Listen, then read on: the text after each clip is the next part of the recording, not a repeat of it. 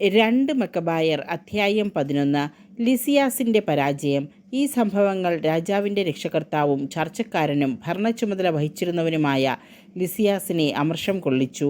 അവനുടനെ 80,000 പടയാളികളെയും കുതിരപ്പട മുഴുവനെയും ശേഖരിച്ച യഹൂദർക്കെതിരെ നീങ്ങി. നഗരത്തെ ഗ്രീക്ക് അധിനിവേശ സ്ഥലമാക്കുകയായിരുന്നു അവൻ്റെ ലക്ഷ്യം. മറ്റു ജനതകളുടെ ക്ഷേത്രങ്ങൾക്കെന്ന പോലെ അവരുടെ ദേവാലയത്തിനും നികുതി ചുമത്താനും പ്രധാന പുരോഹിത സ്ഥാനം ആണ്ടുതോറും വിൽപ്പനയ്ക്ക് വയ്ക്കാനും അവൻ ഉദ്ദേശിച്ചു. ലിസിയാസ് ദൈവശക്തിയെ തൃണവത്ഗണിച്ചെന്ന് മാത്രമല്ല, 10,000-കണക്കിനുള്ള കാലാൾ പടയാളികളുടെയും 1000-കണക്കിനുള്ള കുതിരപ്പടയാളികളുടെയും 80 ആനകളുടെയും ബലത്തിൽ പൂർണ്ണമായി വിശ്വസിച്ച് അഹങ്കരിക്കുകയും ചെയ്തു. അവൻ യൂദായയിൽ കടന്ന് ജെറുസലേമിൽ നിന്ന് ഏകദേശം 20 മൈൽ അകലെ സ്ഥിതി ചെയ്യുന്നതും കോട്ടയാൽ ബലിഷ്ഠവുമായ ബേത്സൂറിലെത്തി അതിനെ ശക്തമായി ആക്രമിച്ചു. ലിസിയാസ് കോട്ടകൾ ആക്രമിക്കുന്നതായി മക്കബേയൂസിനും അനുയായികൾക്കും അറിവ് കിട്ടി. ഉടനെ അവരും ജനവും ഒരുമിച്ച് ഇസ്രായേലിനെ രക്ഷിക്കാൻ ഒരു ഉത്തമ ദൂതനെ അയച്ചു തരണമേ എന്ന കണ്ണീരോടും വിലാപത്തോടും കൂടെ കർത്താവിനോട് അപേക്ഷിച്ചു. ആദ്യം ആയുധമെടുത്തത് മക്കബേയൂസാണ്. സഹോദരന്മാരെ സഹായിക്കാൻ വേണ്ടി തന്നോടൊത്ത് ജീവൻ പണയം വെച്ച് പോരാടാൻ അവൻ മറ്റുള്ളവരെ പ്രോത്സാഹിപ്പിച്ചു. പിന്നെ അവർ ഒറ്റക്കെട്ടായി കുതിച്ചു പാഞ്ഞു. ജെറുസലേമിൽ നിന്ന് അകലുന്നതിന് മുൻപ് ധവളവസ്ത്രധാരിയായ ഒരു അശ്വാരൂഢൻ സ്വർണ്ണായുധങ്ങൾ ചുഴറ്റിക്കൊണ്ട് തങ്ങളുടെ മുൻപേ നീങ്ങുന്നത് അവർ കണ്ടു.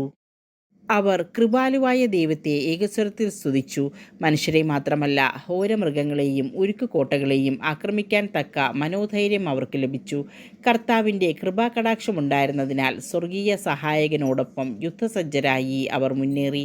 ശത്രുക്കളുടെ മേൽ സിംഹങ്ങളെപ്പോലെ ചാടിവീണ 11,000 കാലാൾ പടയാളികളെയും 1,600 കുതിരപ്പടയാളികളെയും അവർ വധിച്ചു. അവശേഷിച്ചവരെ പലായനം ചെയ്യിച്ചു. അധികം പേരും നിരായുധരും മുറിവേറ്റവരുമായിട്ടാണ് ഓടിപ്പോയത്. ലിസിയാസ് തന്നെയും അപഹാസ്യമായി പലായനം ചെയ്താണ് രക്ഷപ്പെട്ടത്. സമാധാന ഉടമ്പടി. എന്നാൽ ലിസിയാസ് ബുദ്ധിഹീനനല്ലായിരുന്നു. തനിക്ക് നേരിട്ട പരാജയത്തെക്കുറിച്ച് അവൻ ആലോചിച്ചു. സർവശക്തനായ ദൈവം ഹെബ്രായ പക്ഷത്ത് പോരാടിയതിനാലാണ് തനിക്ക് അവരെ തോൽപ്പിക്കാൻ കഴിയാഞ്ഞതെന്ന് അവൻ മനസ്സിലാക്കി. തുടർന്ന് അവൻ ഹെബ്രായർക്ക് രാജാവിൻ്റെ മൈത്രി നേടിക്കൊടുക്കാമെന്ന് ഉറപ്പുകൊടുത്തുകൊണ്ട് നീതിപൂർവകമായ വ്യവസ്ഥകളിൽ ഒത്തുതീർപ്പിന് തയ്യാറാകാൻ ഒരു സന്ദേശമയച്ച് അവരെ പ്രേരിപ്പിച്ചു. മക്കബേയൂസ് യഹൂദർക്കു വേണ്ടി ലിസിയാസിന് രേഖാമൂലം സമർപ്പിച്ച അഭ്യർത്ഥനകൾ ഓരോന്നും രാജാവ് അനുവദിച്ചു. ലിസിയാസ് ആവശ്യപ്പെട്ട കാര്യങ്ങൾ മക്കബേയൂസ് പൊതുനന്മയിലുള്ള താൽപ്പര്യനിമിത്തം സമ്മതിച്ചു. ലിസിയാസ് യഹൂദർക്ക് ഇപ്രകാരം ഒരു കത്തെഴുതി.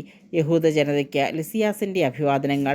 നിങ്ങൾ അയച്ച യോഹന്നാനും അബ്സലോമും നിങ്ങൾ ഒപ്പിട്ട കത്ത് ഞങ്ങളെ ഏൽപ്പിക്കുകയും അതിൽ പറഞ്ഞിരിക്കുന്ന കാര്യങ്ങളെപ്പറ്റി ചോദിക്കുകയും ചെയ്തു. രാജാവിനെ അറിയിക്കേണ്ട കാര്യങ്ങളെല്ലാം ഞാൻ അറിയിച്ചു.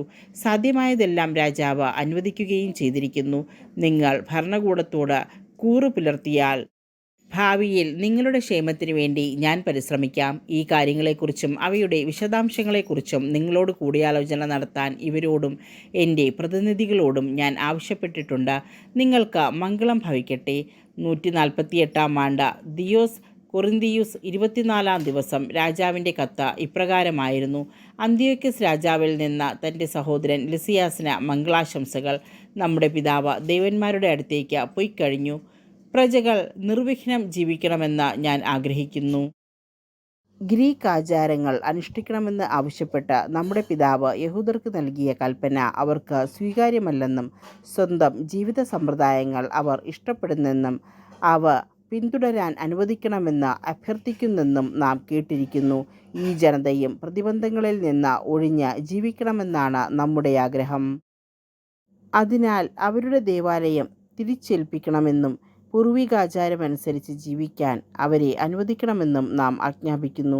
അവർ നമ്മുടെ നയം മനസ്സിലാക്കി സ്വകൃത്യങ്ങൾ സന്തുഷ്ടിയോടെ അനുഷ്ഠിക്കേണ്ടതിന് നീ അവരെ ഈ സൗഹൃദ വാഗ്ദാനങ്ങൾ അറിയിക്കുന്നത് ഉചിതമായിരിക്കും. രാജ്യവാസികൾക്കെല്ലാവർക്കുമായി രാജാവെഴുതിയ കത്ത് ഇപ്രകാരമായിരുന്നു. യഹൂദരുടെ ആലോചനാ സഭയ്ക്കും മറ്റ് യഹൂദർക്കും അന്ത്യോക്യസ് രാജാവിൻ്റെ അഭിവാദനങ്ങൾ. നിങ്ങൾക്ക് സുഖമാണെങ്കിൽ നാം കൃതാർത്ഥനാണ്. നമുക്ക് ക്ഷേമം തന്നെ. വീടുകളിലേക്ക് മടങ്ങാനും സത്കൃത്യങ്ങളിൽ വ്യാപൃതരാകാനും നിങ്ങൾ ഇച്ഛിക്കുന്നെന്ന് മെനലാവൂസ് നമ്മെ അറിയിച്ചിരിക്കുന്നു. കിസാന്തിക്കൂസിൻ്റെ 30-ാം ദിനത്തിനു മുൻപ് വീട്ടിലേക്ക് തിരിച്ച് പോകുന്നവർക്കെല്ലാം നമ്മുടെ മൈത്രി ഉണ്ടായിരിക്കും. തങ്ങളുടെ ഭക്ഷണരീതിയും നിയമങ്ങളും തുടർന്ന് പാലിക്കാൻ യഹൂദർക്ക് പൂർണ്ണാനുവാദം നൽകിയിരിക്കുന്നു. അറിയാതെ ചെയ്ത തെറ്റിന് ആരെയും അലട്ടുന്നതല്ല.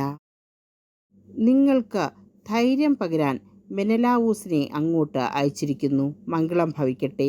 148-ാം ആണ്ട് കിസാന്തിക്കൂസ് 15-ാം ദിവസം റോമാക്കാരും യഹൂദർക്ക് ഒരു കത്തയച്ചു.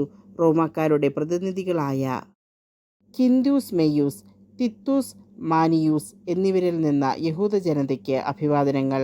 രാജബന്ധുവായ ലിസിയാസ് നിങ്ങൾക്ക് നൽകിയിട്ടുള്ള ആനുകൂല്യങ്ങൾ ഞങ്ങളും അംഗീകരിക്കുന്നു. എന്നാൽ ചില കാര്യങ്ങൾ അവൻ രാജാവിൻ്റെ തീരുമാനത്തിന് വിട്ടിട്ടുണ്ടല്ലോ. അവയെക്കുറിച്ച് അവധാനപൂർവം ആലോചിച്ച് എത്രയും വേഗം ഒരു ദൂതനെ അയച്ച് വിവരം ഞങ്ങളെ അറിയിച്ചാൽ നിങ്ങൾക്ക് യോജിച്ച നിർദ്ദേശങ്ങൾ ഉന്നയിക്കാൻ ഞങ്ങൾക്ക് കഴിയും. ഞങ്ങൾ അന്ത്യോക്യയിലേക്ക് പുറപ്പെടുകയാണ്. അതിനാൽ നിങ്ങളുടെ തീരുമാനങ്ങൾ എന്തൊക്കെയെന്ന് ദൂതൻ മുഖേന ഉടനെ അറിയിക്കുവിൻ. മംഗളം ഭവിക്കട്ടെ. 148-ാം ആണ്ട് ക്സാന്തിക്കൂസ് 15-ാം ദിനം.